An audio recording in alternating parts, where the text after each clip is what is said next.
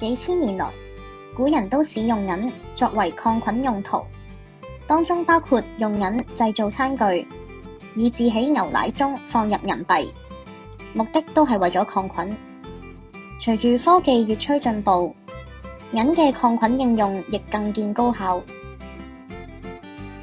銀粒子可以依附喺病原菌嘅細胞膜，徹底破壞細胞膜嘅通透性同埋呼吸作用等功能。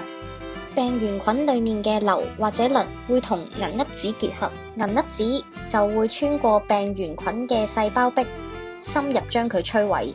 銀粒子喺消滅病原菌之後，有別於銀離子或者一次性消毒劑，效果短暫。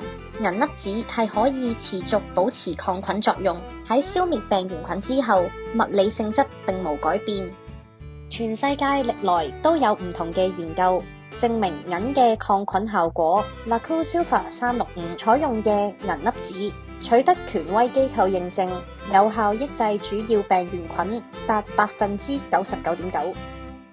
以上資訊由 LaCour-Silver 365提供。